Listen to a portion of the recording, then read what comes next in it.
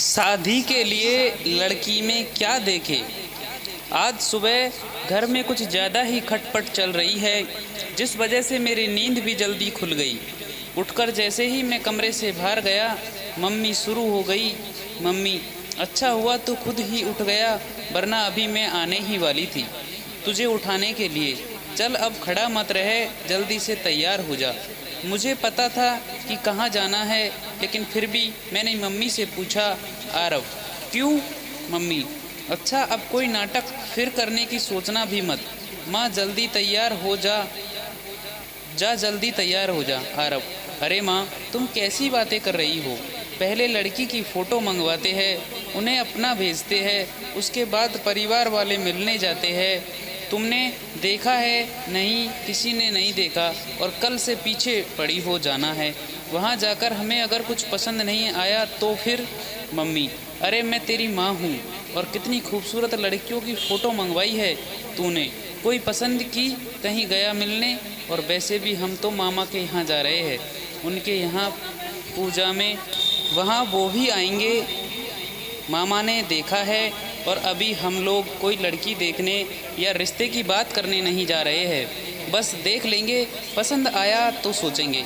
मामा करीब 50 किलोमीटर दूर रहते हैं। मामा ने गांव में अच्छा सा घर बनाया है नया, उसी के गृह प्रवेश की पूजा है। मेरे घर में मेरी 2 बहनें हैं, एक मुझसे छोटी और एक बड़ी। बड़ी दीदी की शादी हो गई, अब माँ को जल्दी है मेरी शादी की, इसलिए जहाँ भी जाती उनकी नज़रें ढूंढती है अपनी बहू। तैयार होकर हम सब लोग अपनी कार में बैठकर निकल गए मामा के घर। करीब 2 घंटे में हम पहुंच गए। लड़कियों के मामले में मैं थोड़ा शर्मीला हूं। मैं जब भी ऐसी किसी जगह जाता हूं तो नर्वस तो हो ही जाता हूं। वहां जाकर सब लोग पूजा में बैठ गए। मैं वहां बैठा बैठा सभी को देख रहा था। लड़कियों को देखकर यही सोच रहा था कि कहीं यह तो नहीं, कहीं यह वाली तो नहीं। खैर, पूजा ख़त्म हो गई। मैं कुछ काम से बाहर गया, वापस करीब 1 घंटे में आया। तब तक कुछ बात नहीं थी, सभी मेहमान भी खाना खा चुके थे। मम्मी मेरे पास आई और कहा, मम्मी खाना खा ले, फिर निकलते हैं। और सुन, लड़की मैंने देखी है, मुझे कोई ख़ास नहीं लगी। लड़की को उसके दादा दादी ने पाला है, शायद मामा ने उनसे भी बात चलाई होगी, इसलिए अब वो कह रहे हैं एक बार लड़का लड़की को अकेले में बात करवा दीजिए। वो लोग की ज़िद के आगे मैं मना नहीं कर पाई। तू एक बार बात कर ले। आरव, माँ जब तुम्हें ही पसंद नहीं है तो मुझसे क्यों बात करवा रही हो? मम्मी, मैंने सिर्फ एक नज़र देखा है, ऐसे किसी के मुंह पर थोड़ी मना किया जाता है। तू बात कर ले, फिर बाकी मैं संभाल लूँगी। मैं घर के बाहर एक गार्डन में बेंच पर बैठा। माँ ने कहा कि तू यहीं बैठ, मैं उसे यहीं भेजती हूँ। मैं वहीं बैठा रहा और अपने फ़ोन में झांकता रहा। थोड़ी देर में वो आई और आकर कहा, रचना, हेलो। मैंने अपना मुंह ऊपर किया। एक सिंपल सी थोड़ी सांवली सी लड़की थी, चेहरे पर कोई मेकअप नहीं, ना कोई खुशी या नर्व सेंस। शायद उसे भी पता नहीं था कि उसे लड़का दिखाया जाने वाला है। मैंने खड़े होकर उसे हेलो कहा और बैठने को कहा। अब हम दोनों एक ही बेंच पर थोड़ी दूरी पर बैठे थे। करीब 5 मिनट हो गए थे।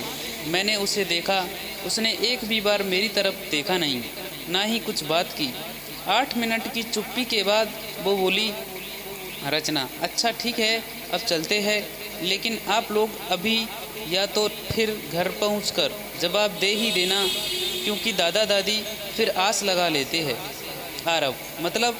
रचना, बताते हैं, देखते हैं, अभी उनसे पूछना है, उनको दिखाना है। ऐसे जवाब देने से अच्छा है आप लोग सीधे ना कहना, वो ज़्यादा अच्छा है। मैं कुछ समय के लिए सोच में पड़ गया। वो लड़की शायद बहुत बार रिजेक्शन झेल चुकी थी। अब उसे उम्मीद नहीं थी कि कोई उसे पसंद करेगा। पता नहीं मुझे थोड़ी हिम्मत कहाँ से आ गई। मेरा उससे बात करने का मन किया। मैंने कहा, आरव, पर आपको ऐसा क्यों लगता है कि मना करूँगा? उसने पहली बार होगा जब मेरी तरफ देखा होगा।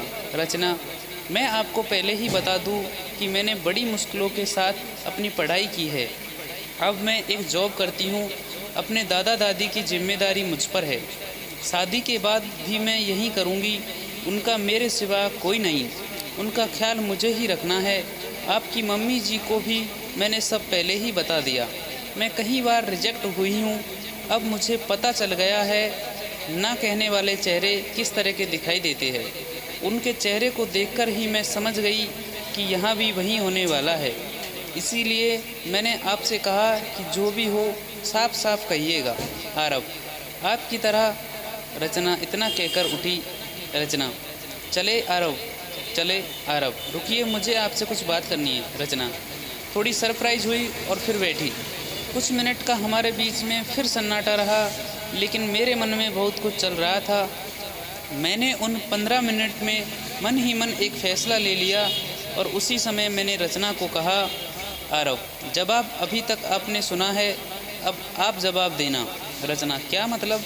आरव, मतलब आप बताना कि आप मुझे पसंद करती है, मुझसे शादी करना चाहती है या नहीं।